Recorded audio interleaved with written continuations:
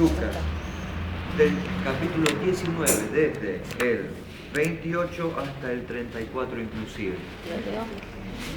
Por favor, hermano. Diciendo, maestro, Moisés los escribió, y el hermano de alguno muriere... Lucas 19. Lucas. Ay, no, 20, perdón. Estaban 20 yo. Bueno, 28. Ahora Lucas sí. 19, Sí. del 28 al 34. Sí, la entrada triunfal de Jerusalén. Dicho esto, iba adelante subiendo a Jerusalén, y aconteció que llegando cerca de Betfagé y de Betania, al monte que se llama de los Olivos, envió 2 de sus discípulos, diciendo, id a la aldea de enfrente, y al entrar en ella hallaréis un pollino atado, en el cual ningún hombre ha montado jamás. Desatadlo y traedlo. Y si alguien os preguntare por qué lo desatáis, le responderéis así, porque el Señor lo necesita. Fueron los que habían sido enviados y hallaron como les dijo.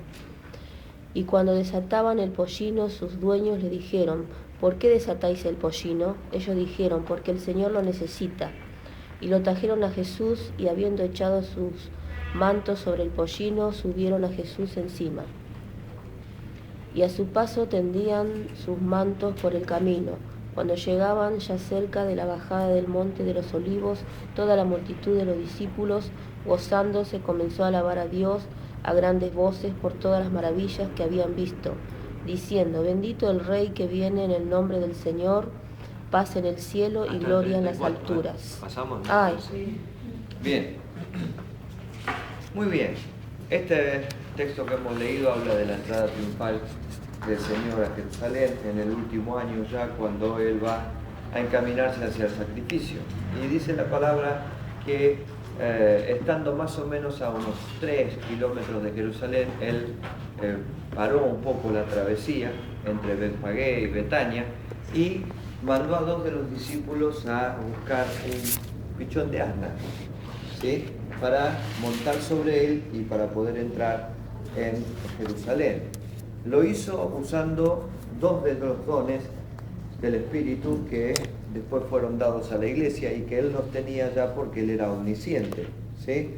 Entonces él usa 2 de esos dones.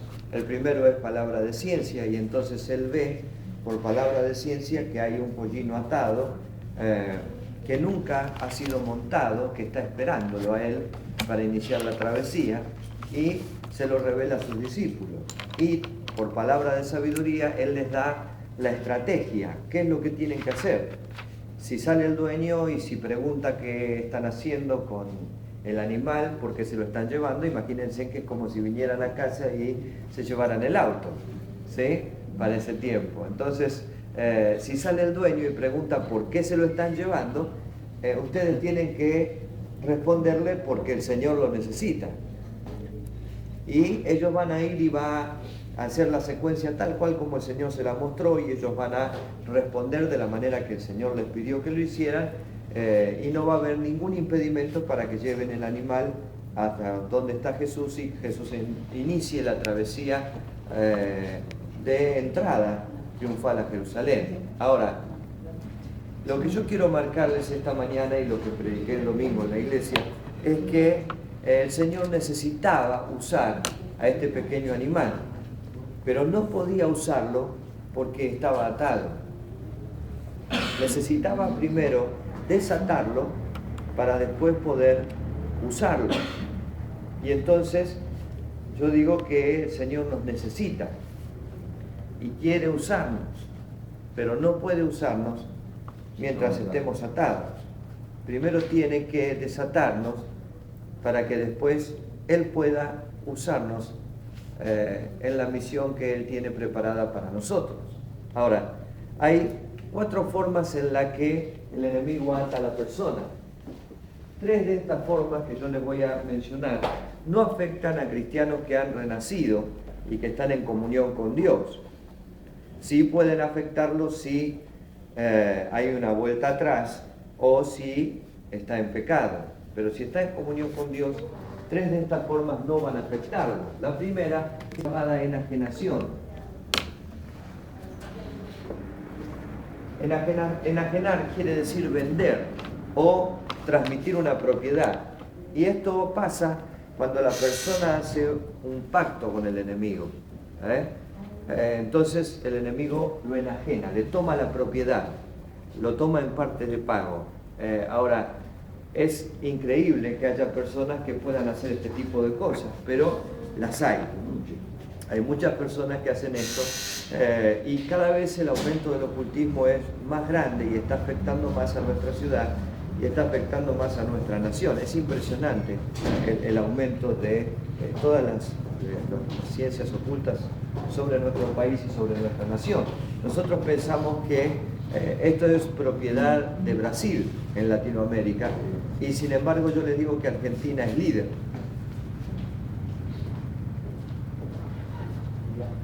Sí, buen día. La central mundial que tiene que ver con el espiritismo está en Argentina.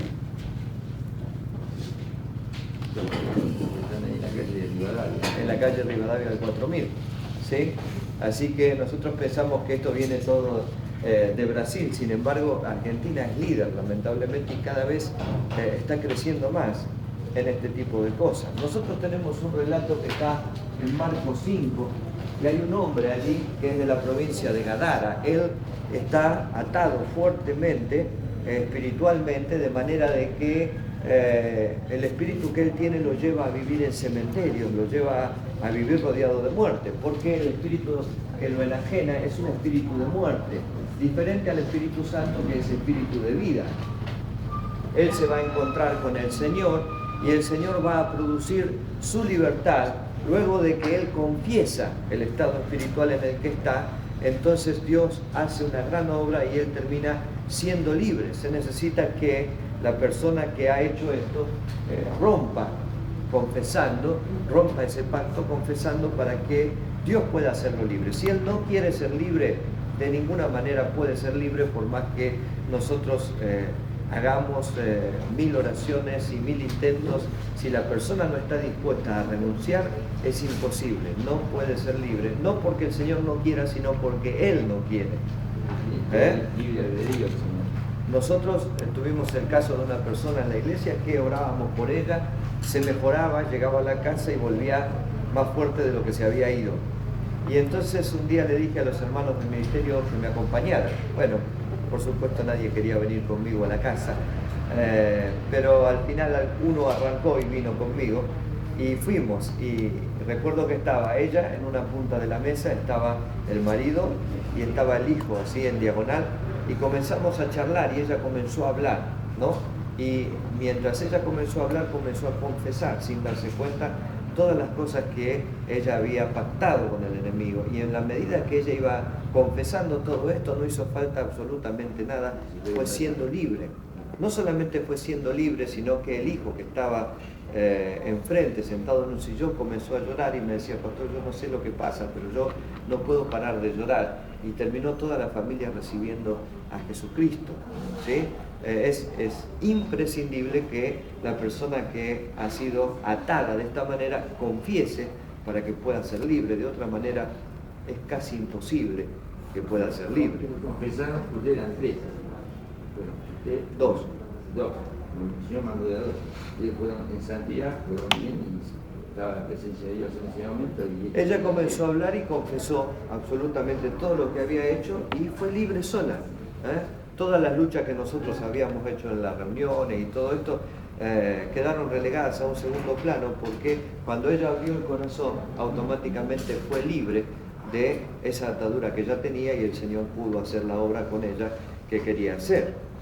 La segunda forma en la que el enemigo ata a las personas es llamada posesión.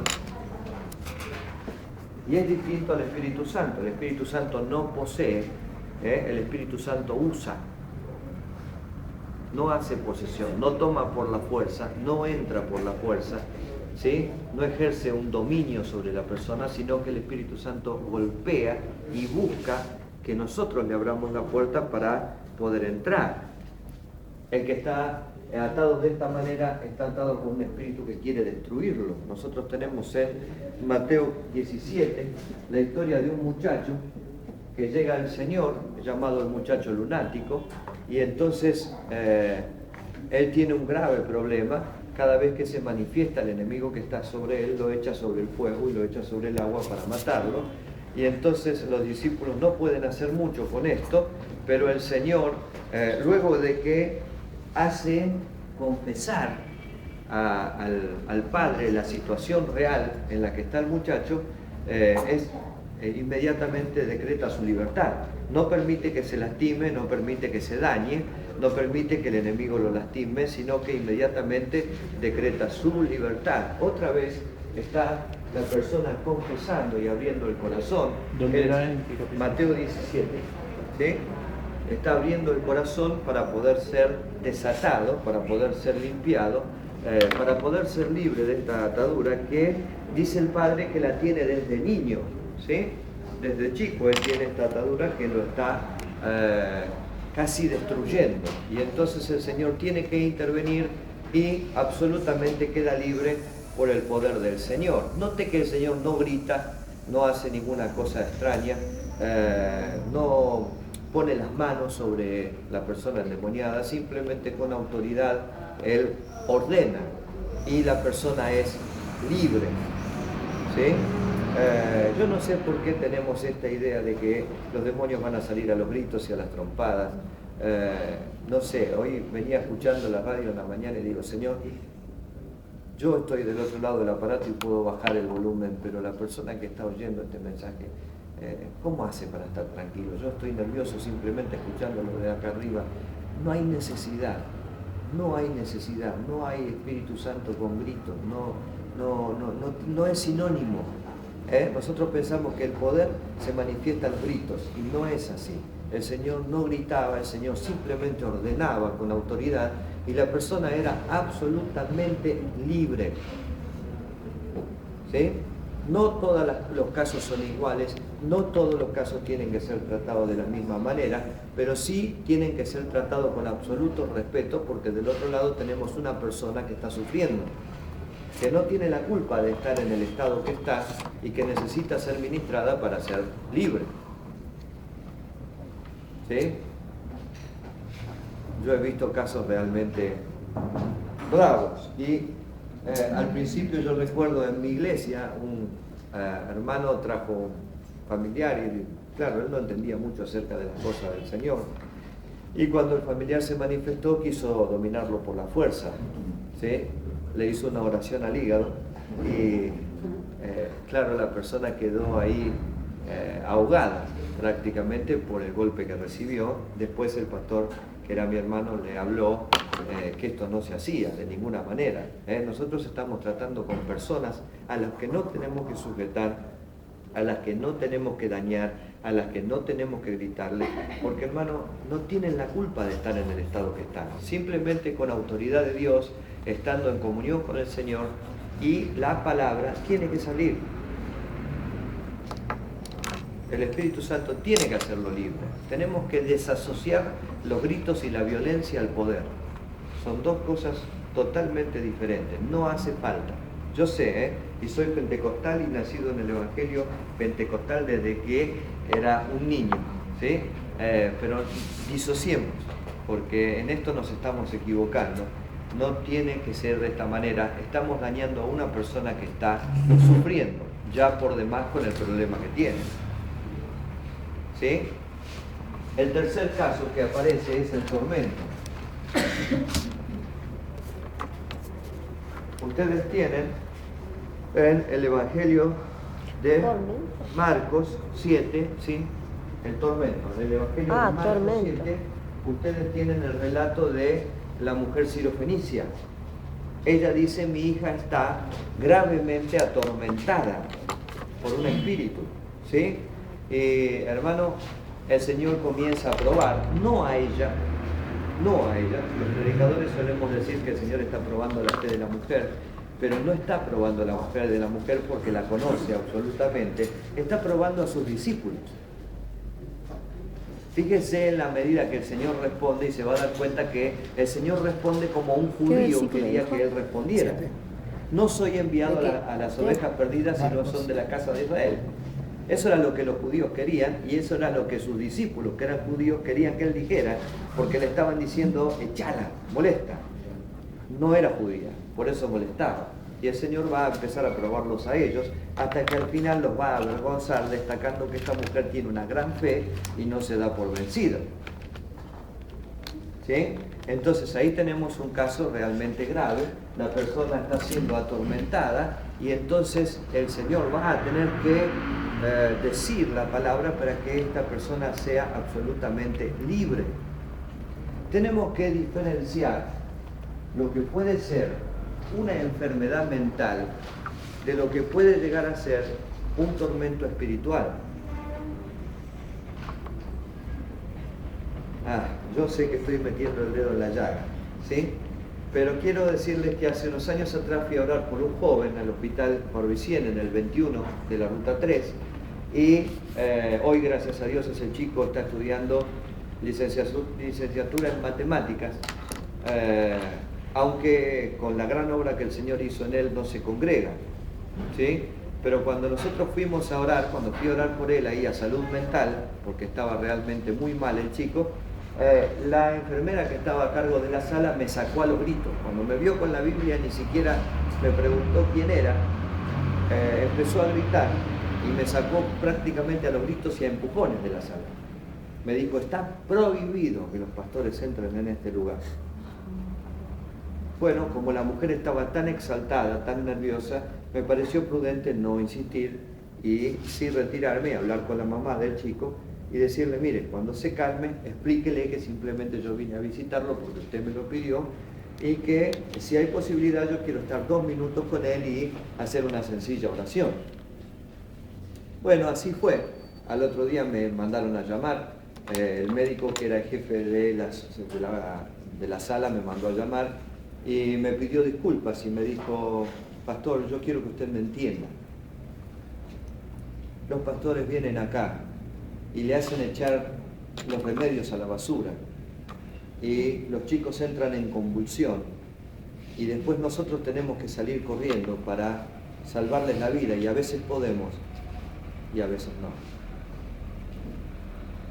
Perdón, había que diferenciar entre enfermedad mental y posesión diabólica. Y lo que puede ser un tormento espiritual, porque no siempre hay personas que ven demonios hasta en la cuchara de la sopa y no siempre son demonios, a veces son problemas. Puede tener un problema de salud mental que necesita una administración de sanidad y no de liberación. Nunca hay que hacerle abandonar un tratamiento, jamás. Si la persona decide ella por la fe de ella, no inducida, a hacerlo, entonces esto entra dentro de la esfera de la decisión personal de la persona. Pero no podemos nosotros inducir a la persona que la persona deje su tratamiento, abandone de tomar los medicamentos. Yo escuchaba a este pastor decir, mofarse de los pastores y de los predicadores que tienen que tomar pastillas o tienen que hacer tratamientos, según él esto está contrario a la palabra de Dios. Y yo digo que no está contrario, porque la Biblia dice que Dios capacitó al hombre en todo arte y en toda ciencia. Ahora, sí. Yo fui 3 años a Melchor Romero en los años 90 y éramos 3. Y bueno, el líder nuestro nos capacitó primero, ¿no? Y tomaron a los pidola algunos y decíamos que no lo tomen más. Porque no lo tomaron más, después se fueron juntando, veía distinto porque oraban juntos. No hay que de ninguna manera decirle a las personas que abandonen el tratamiento. Que ellos lo hagan por su propia decisión una vez que la fe nace en el corazón de ellos, está perfecto. Ahora, que sean inducidos a no tomar un medicamento es muy peligroso. Miren lo que pasó aquí en el Hospital 21. Nosotros tenemos prohibida la entrada. Recién ahora vamos a poder entrar porque hay un pastor, hay un hermano que está estudiando en el seminario que es doctor y entonces él está conectado con el Ministerio de Salud Pública y con autorización del gobierno vamos a poder entrar recién a partir del mes que viene para simplemente recorrer las salas y poder orar, porque teníamos prohibida la entrada al hospital. No nosotros, los evangélicos.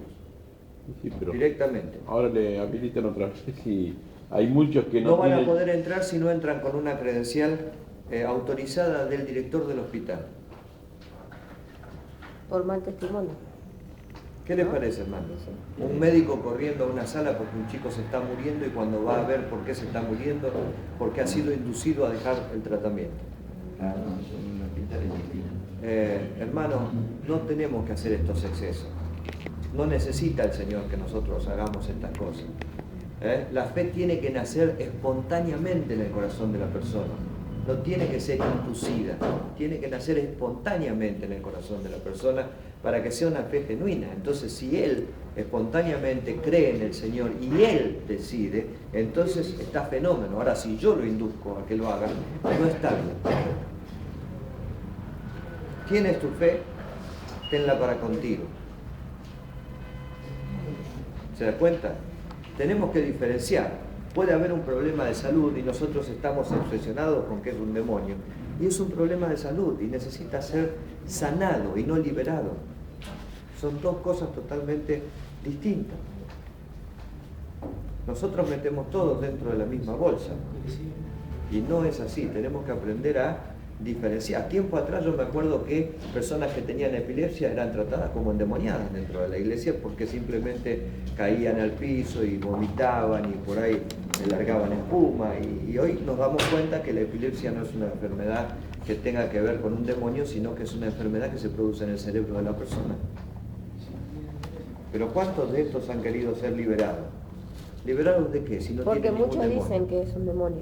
Me dijo una, sí, no, pero en algunos Yo casos escuché puede eso. ser que se dé la combinación, pero no quiere decir que una persona que está enferma de epilepsia está endemoniada.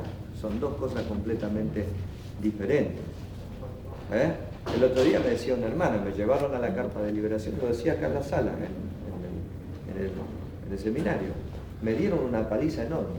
A toda costa me querían sacar del demonio y yo no tenía nada. Hasta que se convencieron de que yo no tenía nada, me tuvieron como 1 hora encerrado dentro de la carpa. Hermano, a veces esas personas quedan en el Evangelio, pero a veces al ser maltratadas y al ser usurpadas de esta manera, deciden directamente irse. ¿Y quién responde por esa alma? Una cosa es una enfermedad, y esto tenemos que tener bien claro. ¿Hay diagnóstico de enfermedad? Entonces, tratamos con oración de sanidad, no con oración de liberación. Y nunca por la fuerza, y nunca dañando a la persona. Nunca, jamás. Yo he visto que sujetan entre 2, entre 3, 5 manos sobre la cabeza de la persona, después hay que ponerle un cuello ortopédico. No es así, no es así.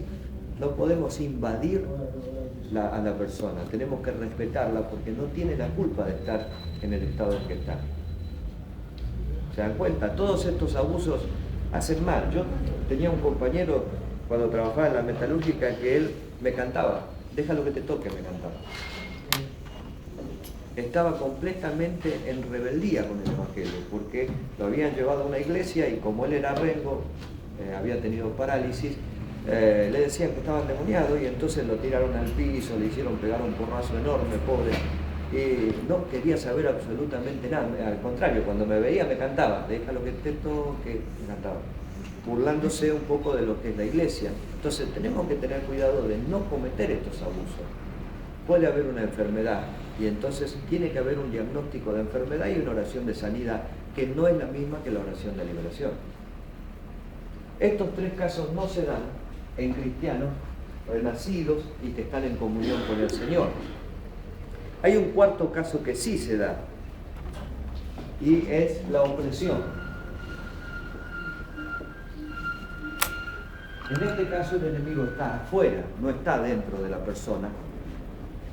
Y entonces perturba. Y muchas veces trae espíritu de derrota. La persona está convencida de que no va a mejorar, está convencida de que no va a salir adelante. Y esto es una atadura que necesita ser liberada por el Espíritu Santo. ¿Sí? A veces se manifiesta con depresión. Personas que se echan en la cama y no le encuentran sentido a la vida y prefieren la muerte antes que la vida, todo lo ven negativo, todo lo ven malo. Y esto es parte de una opresión, tiene que ser libre la persona en el nombre del Señor. Y esto afecta a cristianos también. Y no necesariamente porque estén en pecado, sino simplemente porque el enemigo hace su obra y quiere dañar y quiere lastimar al pueblo del Señor. Porque esta es otra. Nosotros vemos a todos los que están en problemas como personas potencialmente pecadoras. Y no es así. ¿Quién pecó? Esto es su Padre. Ninguno, dijo Jesús. Esto es para que la gloria de Dios se manifieste. ¿Qué versículo tenemos acá en la opresión? Para opresión no hay un versículo en sí, porque esto es muy general. ¿No sería el pasaje de Elías? Cuando se en el de negro. Podría usarse el pasaje de Elías. También hay un salmo que dice, que dice acerca de la libertad de los oprimidos. Jesús lo dice también por medio del profeta Isaías. Él vino a traer libertad a los oprimidos. Eutico parece haber sido un muchacho oprimido porque se duerme mientras Pablo está predicando y cae desde un primer piso y pierde la vida. Es muy general el tema, ¿sí? Y afecta de maneras muy diferentes. Afecta a veces con complejos. Yo me siento menos que los demás. Siento que nunca voy a llegar a la estatura. Y hermano, todos podemos llegar a tener lo que los grandes hombres de Dios tenemos si buscamos como ellos buscaron. Diferente a la depresión, ¿no? ¿Opresión? La depresión tiene que ver con una opresión. ¿Con una opresión? ¿Sí? La depresión tiene que ver con un espíritu de opresión sobre la persona que está tratando de llevarlo a la muerte. La depresión termina llevando a la persona a la muerte. Le genera desaliento. Desánimo total, la persona no tiene ganas de vivir, no tiene ganas de seguir adelante. Ataques de pánico, que se menciona tanto en este tiempo. Pero que también en la opresión. Esto tiene que ver con opresión y tiene que ser liberado en el nombre del Señor. No es que esté endemoniado, no, esto es una opresión del enemigo que viene sobre la persona para limitarla, para Pero atarla. eso no sé qué le pasa a la gente que no es cristiana, el ataque de pánico. Yo tengo un cliente que cada tanto la agarra. Le hablé del Señor, pero no quiere saber nada. Pero hay cristianos que también... O escucha voces también, ¿no? No, hay cristianos que están en comunión y también les pasa. También escuchan voces, ¿no? O sea, los que no son cristianos, digo. Escuchan En voces. el ataque de pánico la persona siente que se muere. En realidad no se muere, pero siente la sensación de que se está muriendo. Y esto es parte de una obra del enemigo que quiere atarlo para que no pueda el Señor usarlo, no pueda el Señor hacer algo bueno con él. Esto afecta a cristianos y a no cristianos. Esto no tiene que ver con que esté bien o que esté mal espiritualmente. La amargura es diferente a la tristeza es momentánea y todas las personas en cierto momento por alguna razón nos ponemos tristes, pero pasa el momento y recuperamos la alegría. Ahora, la amargura es diferente porque la Biblia dice que la amargura tiene raíz y entonces se instala y la persona vive después en amargura. Y esto es parte de una opresión del enemigo que tiene que ser liberada. ¿Sí? Enfermedades psicosomáticas, saben que son enfermedades que se producen en la cabeza, pero que después terminan siendo reales, porque el mismo cuerpo las genera. Rencores. Empieza por la psique, pero termina siendo una enfermedad. Sí, termina haciéndose más grave a veces todavía que una enfermedad normal. Hace 4 meses atrás, por exceso de trabajo, por el financiero, tuve un tipo de estrés, que es exactamente igual que la depresión. Y uno de los líderes, su compañero, me dice que tenía que hacer el examen anterior. Y yo no aprendí al médico. Y al médico, de una pastilla, obviamente, hay gente que por ahí tarda 6 meses para que le haga efecto. Yo en un mes no la necesité más, pero volví al médico, me hice todos los análisis y pero no podemos confundir. No todo es espiritual. A veces nos pasa lo que nosotros hacemos. Nos cuidamos el cuerpo, nos cuidamos un montón de cosas y bueno. Grandes esfuerzos producen euforia, como en el caso de Elías, y después semejante euforia lo lleva a una depresión. Y eso tenemos que tener cuidado con eso, ¿sí? Porque nuestro cuerpo también llega un momento que siente el cimbronazo y lo manifiesta. Y esto no es que esté endemoniado, ni que esté mal, ni nada por el estilo, es simplemente que llegó a un punto en donde dijo basta.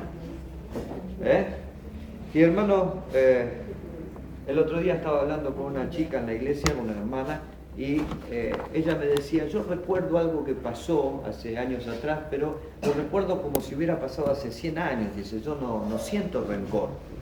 Y yo dije, la raíz de la palabra rencor es recordar. La Biblia dice, no traigas a memoria las cosas antiguas. Y entonces cuando le dije esto, ella reaccionó y dijo, entonces esto es lo que me está haciendo mal. Y absolutamente cambió, dio un giro impresionante, pero impresionante, ¿eh? Ella no había identificado esto como una atadura. Cuando hablamos y el Señor mostró ese problema, ella lo identificó y automáticamente dio un giro de 180 grados, impresionante, impresionante. Y es una chica del Señor, una chica estudiante del seminario, y le gusta investigar, le gusta estudiar, no es que estaba reponiada ni nada por el estilo, simplemente que a veces el enemigo nos distrae y no vemos dónde está el nudo. Pero el Espíritu Santo nos muestra dónde está el nudo para que lo podamos desatar y la persona pueda ser libre. Tengan en cuenta esto, la frase del Señor, desátenlo. Y si alguien pregunta por qué, díganle, porque yo lo necesito. Dios nos está necesitando, pero no nos puede usar atados. Primero tiene que desatarnos. ¿La palabra de ciencia cuál fue? Por palabra de ciencia, el B. Al pollino atado en el lugar le da la ubicación geográfica exacta de dónde está. Y por palabra de sabiduría le da la estrategia. ¿Qué tienen que hacer en el caso de que salgan los dueños? Impresionante. Bueno, esto quería compartirles esta mañana. Dios hizo